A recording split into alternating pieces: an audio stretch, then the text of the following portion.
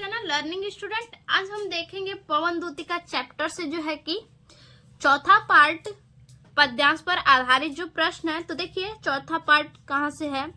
नीले फूले कमल दल सी गात की श्यामता है, पीला प्यारा वसन कटी में पहनते है फबीला, छूटी काली अलख मुख की कांति को है बढ़ाती, सद्वस्त्रों में नवल तन की फूटती सी प्रभा है, सांचे ढाला सकल वपु है दिव्य सौंदर्यशाली, सत पुष्पों से सुरभि उसकी प्राण संपोषिका है, दोनों कंधे वृषभ वर से है बड़े ही सजीले, लंबी बाहें कलप करसी शक्ति की पेटिका है।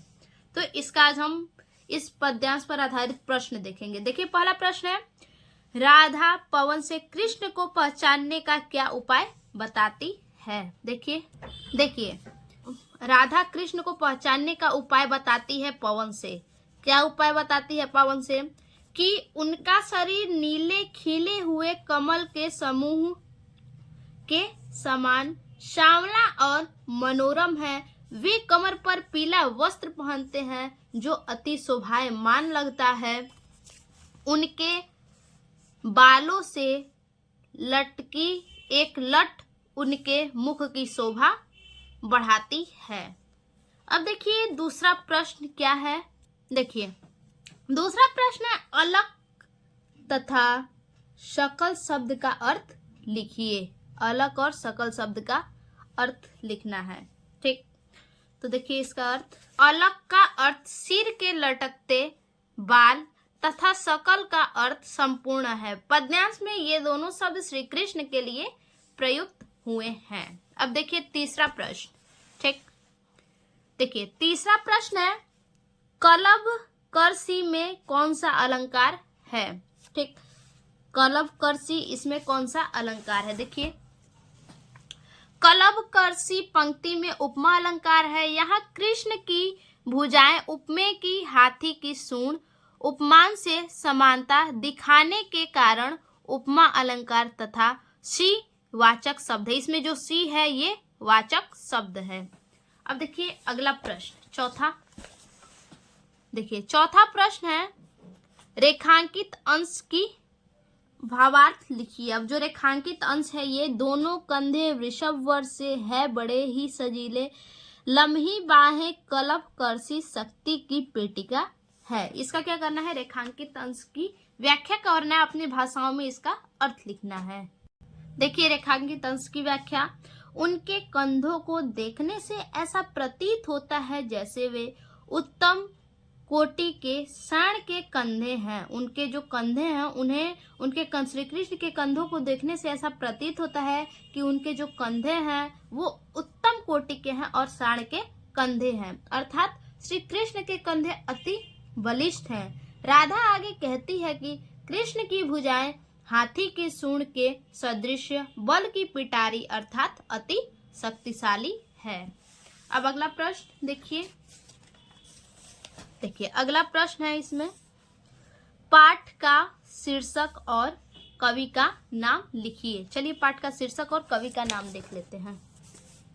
देखिए पाठ का शीर्षक पवनदूतिका तथा कवि अयोध्या सिंह उपाध्याय हरिऔध हैं। ठीक, इसी प्रकार से लिख देंगे। तो ये हमारा एक पैराग्राफ कंप्लीट हो गया। अब दूसरा देखते हैं क्या है। देखिए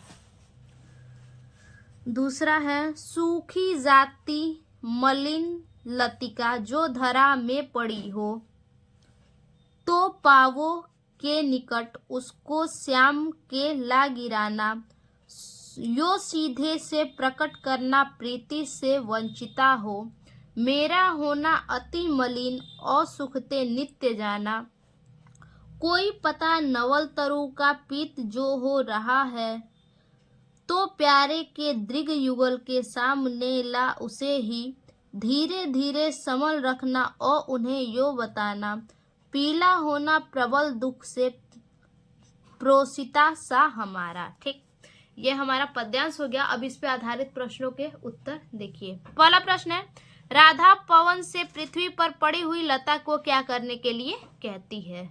देखिए, राधा पवन से पृथ्वी पर पड़ी हुई लता को कृष्ण के पैरों के पास ले जाकर रखने के लिए कहती है।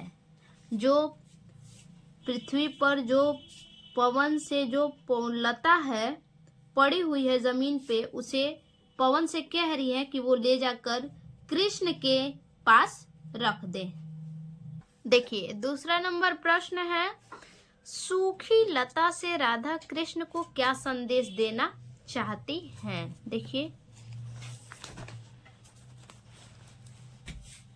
देखिए, सूखी लता से राधा कृष्ण को यह संदेश देना चाहती हैं कि उनके वियोग में वह भी इस लता के समान हो गई हैं, अर्थात उनके प्रेम से विहीन रहकर वह मुरझाकर सूखती जा रही हैं। देखिए, तीसरा प्रश्न है, पीले पत्ते को कृष्ण के सामने लाने से राधा का क्या अभिप्राय है? देखिए, पीले पत्ते को श्री कृष्ण के सामने लाने से राधा का अभिप्राय यह है कि इस पत्ते के माध्यम से वो कृष्ण को अपनी स्थिति का आभास कराना चाहती हैं कि वह अभी पत्ते के समान दिन प्रतिदिन पीली पड़ती जा रही हैं। अब अगला प्रश्न देखिए, अगला प्रश्न है 4 नंबर, उपर्युक्त पद्यांश की रेखांकित पंक्तियों की व्याख्या कीजिए। ये जो दोनों रेखांकित पंक्ति है, इनका अपनी भाषा में व्याख्या करना है। धीरे धीरे शमन रखना और उन्हें यो बताना, पीला होना प्रबल दुख से प्रोषिता सा हमारा। ठीक, देखिए रेखांकित अंश की व्याख्या, यदि नए पेड़ के पीले पड़ गए पत्ते पर तुम्हारी दृष्टि पड़े। राधा कह रही है पवन से कि यदि नए पेड़ के पीले पड़ गए पत्ते पर तुम्हारी दृष्टि पड़े तो तुम हमारे प्रियतम की आंखों के आगे उसे धीरे से रख देना और उन्हें बताना कि पति से बिछुड़ी हुई स्त्री के समान मैं भी नित्य पीली पड़ती जा रही हूँ। अब देखिए 5वां नंबर प्रश्न क्या है? देखिए 5 नंबर प्रश्न है, पाठ का शीर्षक तथा रचयिता का नाम का उल्लेख कीजिए।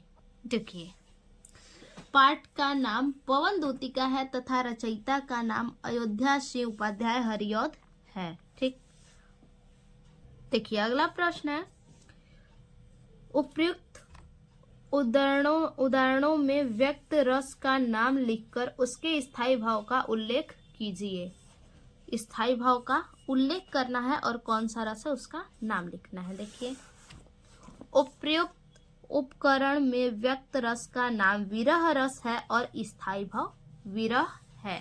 ठीक, अब अगला प्रश्न देखिए, अगला प्रश्न है, पोषिता सा में कौन सा अलंकार है? पोषिता सा में कौन सा अलंकार है? देखिए, पोषिता सा में उपमा अलंकार है, जिसमें राधा की स्थिति की तुलना एक पोषिता यानी सुखी वस्तु से की गई है। सुखी वस्तु यानी पत्ते से की गई है। अब देखिए आगे अगला क्वेश्चन है हमारा और लास्ट, राधा सुखी और मलिन लतिका के माध्यम से पवन दूतिका के द्वारा क्या संदेश दिलाना चाहती है? तो देखिए क्या संदेश दिलाना चाहती हैं।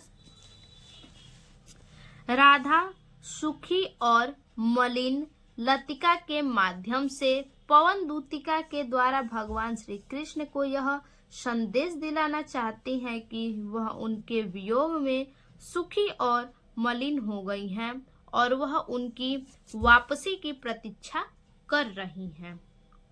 तो ये हमारा जो है कि पवन दूतिका चैप्टर का पद्यांश का जो प्रश्न है वो पूरा हुआ। फिर से मिलते हैं ऐसे एक और नए वीडियो के साथ, तब तक के लिए धन्यवाद।